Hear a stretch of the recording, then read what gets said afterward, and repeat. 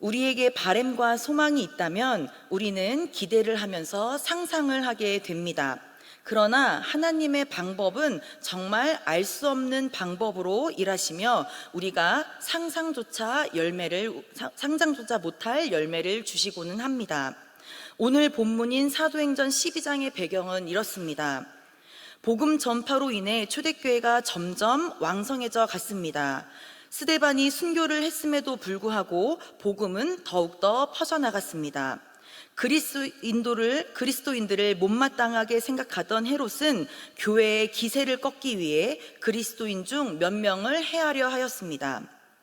그래서 2절에 요한의 형제이자 세베대의 아들인 야고보를 칼로 죽였습니다. 참수를 했습니다.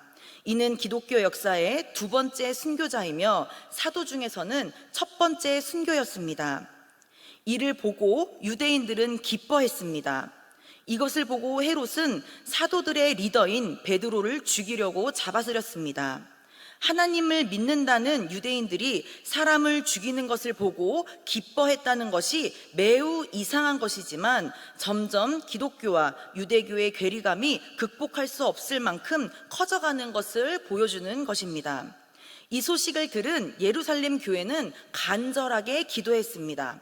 여기서 사용된 간절히라는 표현은 예수님이 겟세마네 동산에서 기도하실 때 사용된 단어와 동일합니다. 그만큼 교회는 간절하게 기도를 했습니다. 베드로는 4명의 군인이 보초를 서는 옥에 갇혀 있었습니다. 그날 밤 하나님은 천사를 보내 베드로를 구출해 내십니다. 양팔에 쇠사슬이 풀리고 베드로가 옥을 나가는데도 군인들은 잠만 잤습니다. 또한 베드로도 마치 자신이 환상을 보고 있다고 생각하는 것처럼 자기 자신도 자신이 구출된다는 사실을 모르고 감옥을 나갑니다. 12장은 신비하게 천사가 나타나서 베드로를 구해주는 감옥 탈출기로 보여지기도 합니다. 물론 그것도 맞지만 이 말씀 속에 있는 하나님의 뜻은 더욱더 광범위합니다. 어떤 사건 혹은 문제가 있을 때 우리가 합리적이라고 생각되어지는 방향으로 우리는 기대를 하곤 합니다. 우리의 머리로 가능한 선에서 모든 것을 계획하고 그 계산과 계획대로 사건이 흘러가기를 기대합니다. 그러나 하나님이 일하시는 방법은 우리의 모든 기대를 뛰어넘습니다. 하나님은 어떤 방법으로 일하시며 어떻게 우리를 그 은혜 가운데 초대하시는지 세세하게 알아보고자 합니다. 첫 번째로 하나님은 하나님의 방법대로 참된 생명의 영광의 자리에 우리를 초대하십니다. 오늘 본문에는 대조되는 두 사람이 등장을 합니다. 바로 야고보와 베드로입니다. 그 둘은 똑같이 예수님의 제자였습니다. 우리의 바램은 하나님께서 기적을 일으켜서 둘 다 감옥에서 구출해 내시고 하나님이 그로 인해 영광을 받으시고 세상 사람들을 놀라게 하는 것이 우리는 합리적이라고 생각을 할 것입니다. 야고보가 풀려나기를 우리는 기대했을 것입니다. 그러나 안타깝게도 야고보는 순교를 하고 베드로는 옥에서 풀려나게 됩니다. 이 사건을 안타깝게 생각하는 것이 바로 우리의 한계입니다. 죽음이라는 단어가 사람에게는 끝이라는 의미이기에 우리는 안타깝다고 생각을 합니다. 그러나 죽음을 통해 전 인류를 구원해내신 예수님이 계십니다. 우리가 하도 들어서 익숙해진 것이지 인간의 합리적인 사고로는 절대로 이해할 수 없는 사건이 바로 예수님의 그 죽음의 사건입니다. 야고보의 사건도 마찬가지입니다.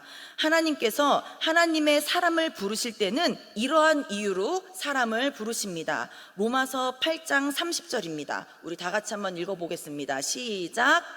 또 미리 부르신 그들을 또한 의롭다 하시고 의롭다 하신 그들을 또한 영화롭게 하셨느니라. 의롭게 하신다는 것은 선하다고 인정을 해주시는 겁니다. 또한 영화롭다라는 말의 뜻은 영광을 주다, 그리고 존귀하게 여기다라는 뜻입니다. 그 속에 포함되어져 있는 의미는 하나님과 함께 참된 생명의 영광에 참여하게 하다라는 뜻을 가지고 있습니다. 하나님께 부르심을 받았다는 것은 하나님의 참된 생명의 영광에 참여하게 된다라는 뜻입니다. 하나님은 각 사람에게 가장 좋은 길로 인도를 해주십니다. 그것은 바로 하나님의 주권이며 하나님의 섭리입니다. 에베소서 1장 12절을 한번 보도록 하겠습니다. 모든 일은 그의 뜻의 결정대로 일하시는 이의 계획을 따라 우리가 예정을 입어 그 안에서 기업이 되었으니 라고 하십니다. 우리의 모든 것은 우리의 주인 되신 하나님의 뜻대로 이루어집니다. 그러나 인격적인 하나님은 우리에게 가장 좋은 길로 인도를 해주십니다. 로마서 8장 28절을 한번 보도록 하겠습니다. 함께 읽어보겠습니다. 시작. 우리가 알거니와 하나님을 사랑하는 자 곧 그의 뜻대로 부르심을 입은 자에게는 모든 것이 합력하여 선을 이루느니라. 아멘. 야고보의 순교는 스데반처럼 복음을 부인하지 않고 끝까지 하나님께 충성했다는 증거입니다. 하나님은 그냥 생각하기에 좋은 길로 인도하시는 것이 아니라 각자 개인에게 가장 좋은 길로 인도를 하시는 것입니다. 또한 인간의 관점에서는 비극이지만 하나님 나라의 관점에서는 가장 영광스러운 길입니다. 인간의 시선으로 비교하면서 봤을 때는 감옥에서 구출된 베드로만이 영광의 길처럼 보입니다. 그러나 하나님은 야고보의 인생을 하나님이 사람의 생각하기에 합리적인 것을 주신 게 아니라 하나님의 주권과 섭리에 따라 하나님의 참된 생명의 영광에 참여하게 하신 것입니다. 야고보에게 가장 좋은 길로 야고보의 신앙을 최고로 끌어올려 주시고 영광에 참여하게 하신 하나님의 아름다운 뜻이었습니다. 우리도 마찬가지로 삶을 대할 때 하나님의 주권에 따라 우리를 도구로 사용하시지만 그 길이 우리에게 가장 좋은 길이라는 믿음을 가지고 살아야 합니다. 그 길이 영광의 길이며 하나님의 길에 동참하는 가장 복된 길임을 깨닫고 살아가야 될 줄로 믿습니다. 두 번째로 하나님께서는 예비를 하십니다. 무엇을 예비하시냐면 많은 것들을 예비하지만 특히나 가장 중요한 것은 바로 복음 전파를 예비하신다는 것입니다. 헤롯과 유대인들은 당연히 때가 되면 베드로는 죽을 것이고 교회의 기세는 꺾일 것이라고 생각을 했습니다. 이미 야고보가 참수를 했기 때문에 기세가 아주 등등한 것을 볼 수가 있습니다. 3절에 보면 하나님을 믿는다는 유대인들조차 사람을 죽인 것을 기뻐하는 모습을 볼 수가 있습니다. 이들의 기대감은 굉장히 악의적인 기대감이었습니다. 자기의 권력을 높이고 유대인들의 민심을 얻기 위해 유대인 지도자들의 환심을 사는 정치적인 것을 선택하였습니다. 그래서 헤롯의 박해는 단순히 종교적인 이유가 아니라 권력 유지와 인기를 위한 정치적 도구였던 것이었습니다. 유대 지도자들은 예수님과 부활 그리고 제자들의 행적이 매우 위협적으로 느껴졌습니다. 사도들은 예수님이 그리스도임을 증언했고 이것은 유대 종교 체계의 권위와 정통성에 대한 도전이었습니다. 그래서 야고보가 죽을 것을 기뻐했고 베드로도 곧 죽을 것이라는 것을 기대했습니다. 그들이 생각한 합리적인 기대감이란 바로 이러한 기대감이었던 것이었습니다. 어떤 영화든지 빌런이 강력해야 영화는 대박이 납니다. 여기에서 등장하는 헤롯은 예수님이 태어날 당시에 남자 아기들을 학살했던 헤롯의 손자입니다. 이 사람은 오늘 본문 12장 후반부에서 사람들 앞에서 연설을 하게 됩니다. 그 연설을 하다가 사람들로부터 당신의 연설은 신의 소리 같아요 라는 칭송을 듣게 됩니다. 그런 칭송을 받자 이 사람은 하나님께 영광을 돌리지 않고 교만을 떨면서 자기 스스로를 신격화를 시켰습니다. 그러나 하나님은 헤롯과 유대인들이 합리적인 기대라고 생각하는 것을 절대로 들어주시지 않으셨습니다. 11절은 베드로의 고백입니다. 우리 다 같이 오늘 본문 11절 말씀 다 같이 한번 보도록 하겠습니다. 시작. 이에 베드로가 정신이 들어 이르되 내가 이제야 참으로 주께서 그의 천사를 보내어 나를 헤롯의 손과 유대 백성의 모든 기대에서 벗어나게 하신 줄 알았노라 하여. 하나님께서는 헤롯의 손과 유대인 백성의 모든 기대에서 벗어나게 하셨습니다. 이들이 악의적으로 생각하는 기대를 절대로 들어주시지 않으셨던 것입니다. 그리고 하나님께서는 헤롯을 심판하셨습니다. 오늘 본문을 읽지 않았지만 본문의 23절을 다 함께 읽어보도록 하겠습니다. 23절 시작. 헤롯이 영광을 하나님께 돌리지 아니하므로 주의 사자가 곧 친히 벌레에게 먹혀 죽으니라. 이렇게 악의적인 기대감을 갖고 있던 헤롯은 결국 하나님께 심판을 받게 됩니다. 그리고 나서 24절 말씀입니다. 우리 이 말씀은 다 같이 한번 크게 읽어보도록 하겠습니다. 시작. 하나님의 말씀은 흥왕하여 더하더라. 아멘. 예루살렘의 강력한 박해 속에서 야고보의 순교, 그리고 베드로의 탈출, 그리고 헤롯의 죽음으로 하나님의 말씀이 사라져 퍼져나가고 있다는 것을 보여주고 계시는 것입니다. 그리고 나서 오늘 본문 뒤에는 13장에서는 복음의 무게중심이 바울을 통해 안디옥에서 이방 세계로 옮겨가는 것을 볼 수가 있습니다. 세상에서 말하는 합리적인 가치관과 기독교의 가치관은 전혀 다릅니다. 세상에서는 물질 만능주의와 여러 가지 젠더 문제 등으로 질서가 무너진 세상에서 사람들이 합리적이다라고 이야기를 하며 기대하며 꿈꿉니다. 그들이 꿈꾸는 그 세상은 하나님의 비전과는 너무나도 다른 방향입니다. 세상이 기세가 등등해져서 기독교를 박해하고 핍박을 하더라도 능력의 하나님은 일을 하십니다. 보이지 않는 방식으로 일을 하고 계십니다. 하나님의 섭리 속에서 오히려 하나님의 말씀은 점점 더 흥왕하여 더해집니다.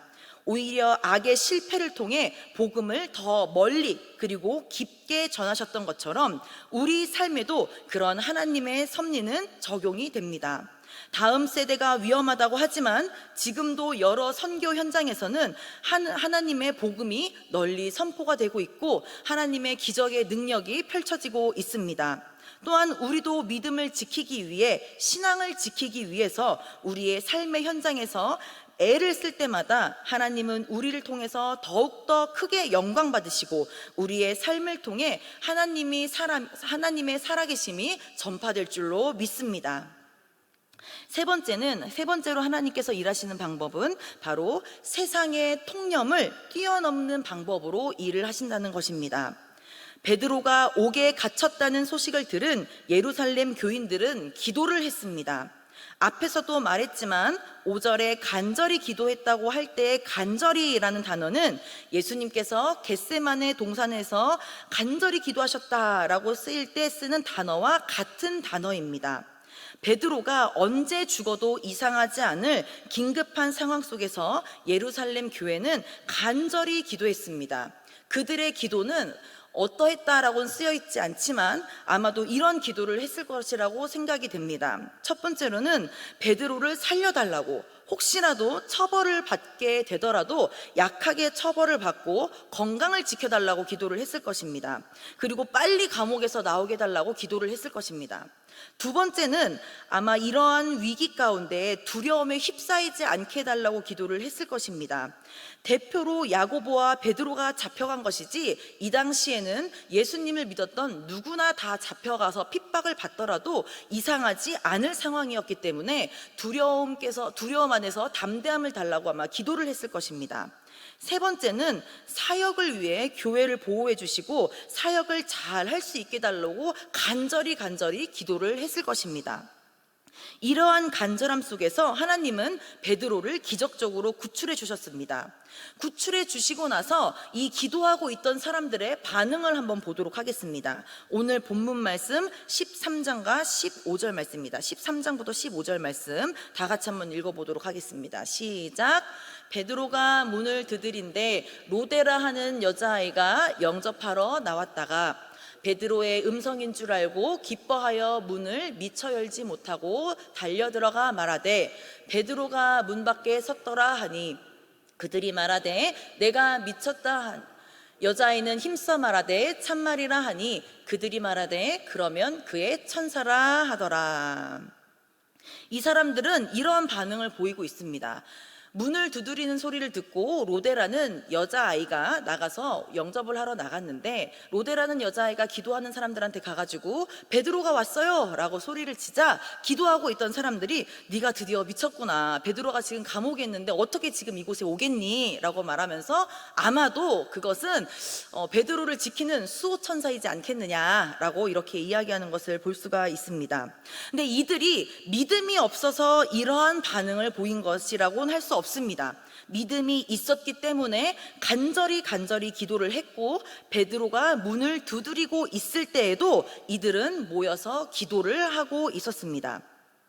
이들은 믿음이 없어서 베드로가 왔다는 것을 믿지 못한 것이 아니라 인간의 통념을 뛰어넘은, 인간의 기대를 뛰어넘은, 사람의 상상력을 뛰어넘은 하나님의 응답을 따라가지 못한 것입니다. 이들이 기도를 하며 바라고 소망했던 기대보다도 하나님은 더 큰 응답을 주신 것입니다. 우리도 우리의 어려움을 놓고 기대하면서 기도를 합니다.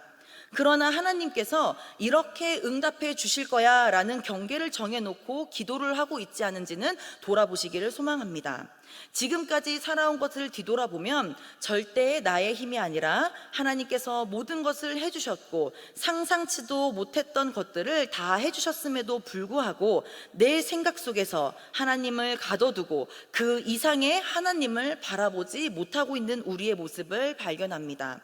하나님은 우리가 생각하는 것보다 더 큰 응답을 주시는 하나님입니다. 그런 하나님을 우리가 기대하며 살아가기를 소망합니다. 또한 요즘 시대에는 숫자를 참 두려워하는 시대인 것 같습니다. 제가 무서워하는 숫자는 통장의 잔고와 저의 몸무게를 참으로 두려워합니다. 그래서 그 숫자를 보면서 항상 두려움을 겪곤 합니다.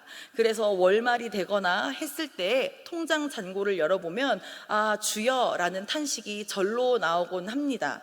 그러나 내가 이번 한 달을 어떻게 살았는가를 뒤돌아보면 하나님이 정말 말도 안 되게 채워주신 은혜의 역사가 있었고, 정말 하나님이 내가 여기 살아있다라는 것을 몸소 보여주듯이 너무나도 잘 먹이시고 너무나도 잘 입히시고 너무나도 평안하게 지켜주신 그 하나님의 그 은혜를 볼 수가 있습니다. 또한 제가 첫 번째로 말씀드렸던 몸무게도 마찬가지입니다. 물론 제가 지금 이렇게 건강해 보이지만 정말 하나님의 큰 은혜로 올해 여름 성경학교를 준비하면서 무려 2kg나 빠지게 되었습니다. 하나님께서 그 큰 은혜로 지금까지 2kg가 빠진 것을 유지해 주신 몸을 보면서 아 정말 하나님의 은혜는 크고 놀랍다라는 것을 체험하면서 정말 기쁜 마음으로 언제나 주님 앞에 나아가고 있습니다. 우리가 세상 속에서 두려워하는 것은 무엇인지 한번 생각해 보시길 소망합니다. 내가 두려워하고 있는 것은 무엇인가? 하나님은 우리의 기도 응답을 들으시고 우리가 생각하는 것보다 더 큰 은혜로 항상 우리에게 부어주시고 채워주신다는 것을 잊지 않고 그런 놀라운 하나님을 기대하며 나아가는 우리가 되기를 소망합니다. 하나님의 계획하심 속에서 우리는 살아가고 있습니다. 13장에 이방의 복음이 전파되기 전에 하나님은 하나님의 주권을 보여주셨습니다. 생사를 주관하시고 세상의 통념을 지배하시고 그리스도인들의 기대를 뛰어넘는 응답으로, 사람의 상상을 뛰어넘는 방법으로 일하시는 그러한 하나님, 그런 하나님이 바로 우리의 하나님이십니다. 우리가 겪는 모든 것은 바로 하나님의 주권 아래에 있습니다. 하나님의 섭리 속에 그 영광에 동참할 수 있음에 우리는 언제나 감사하며 나가야 할 줄로 믿습니다. 그 영광의 방법이 야고보처럼 비극일지 혹은 베드로처럼 환희일지는 알 수 없지만 그것이 우리를 의롭게 하고 영화롭게 하시는 하나님의 가장 좋은 방법이십니다. 또한 그 방법이 바로 우리에게도 가장 좋은 길인 줄로 믿습니다. 우리의 기대 이상으로 우리의 모든 것을 뛰어넘는 하나님의 섭리에 순응하며 순종하면서 사는 삶이 복된 삶이 되기를 소망하며 기대하며 나아가야 될 줄로 믿습니다. 아멘. 기도하시겠습니다. 사랑해 주님 감사합니다. 사랑합니다. 언제나 우리의 기대를 뛰어넘는 방법으로 일하시는 주님, 우리가 우리의 작은 머리로 하나님을 가둬두지 않기를 소망합니다. 하나님의 그 전능하심을 믿으며 하나님의 그 주권과 섭리 속에서 모든 일들이 진행되기에 참여된 우리가 언제나 감사함으로 나가야 될 줄로 믿습니다. 하나님, 우리를 사용해 주시고 우리를 예수님을 믿게 해 주시고 우리를 주님의 사역에 동참시켜 주심에 너무나도 감사드립니다. 우리가 항상 간절히 기도합니다. 그 기도를 들으시고 그것에 따라서 응답하시는 주님, 주님이 어떠한 방법으로 응답을 하시든 어떠한 방법으로 우리에게 그 길을 열어주시든 우리가 언제나 감사함으로 나갈 수 있도록 인도하여 주시옵시고 하나님의 그 놀라운 주권 속에 언제나 순종하며 나아갈 수 있도록 인도하여 주시옵소서. 감사드리며 예수님의 이름으로 기도드렸습니다. 아멘.